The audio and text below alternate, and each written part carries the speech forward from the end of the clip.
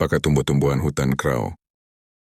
Di tepi jalan menuju ke Kampung Senil, Lancang Pahang.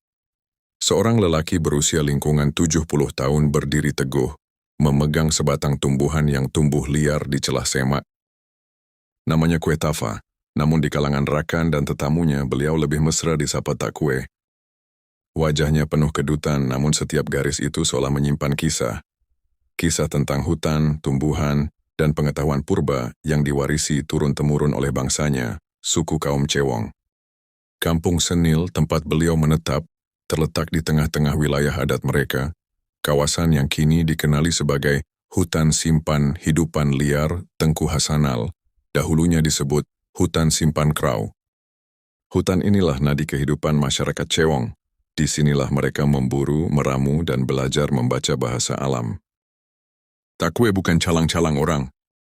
Walaupun beliau tidak pernah menjejak kaki ke university, namun para sarjana dan pelajar university terkenal, termasuk yang sedang menyiapkan kajian peringkat PhD, datang jauh-jauh semata-mata untuk menuntut ilmu daripadanya. Mereka mencari beliau kerana satu sebab, pengetahuannya tentang tumbuhan hutan tiada tandingan. Setiap kali ditanya, beliau tidak sekadar menyebut nama tumbuhan, tetapi juga tahu fungsi, musim, lokasi, dan kisah di sebalik setiap daun dan akar.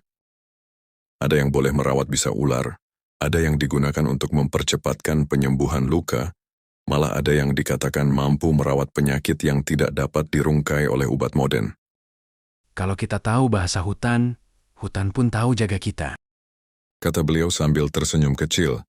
Matanya memandang jauh ke arah pepohon besar yang menjulang tinggi di kejauhan. Tak Kue bukan sekadar pakar tumbuhan. Beliau adalah penyimpan sejarah hutan pengantara antara manusia dan alam. Setiap pokok, setiap sungai, dan setiap batu di hutan itu ada ceritanya. Dan beliau tahu di mana semuanya bermula.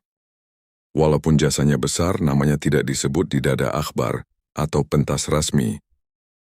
Namun bagi mereka yang mengenalinya, Tak Kue ialah khazanah hidup. Seorang ilmuwan tanpa gelaran akademik, tetapi berjiwa besar dan berakar pada tradisi. Mungkin sudah tiba masanya pihak berwajib mengiktiraf beliau sebagai pakar tumbuh-tumbuhan tradisional.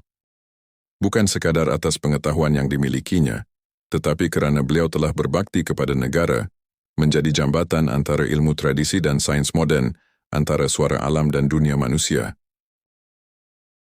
Terima kasih kerana setia bersama Nordin Hawk Channel.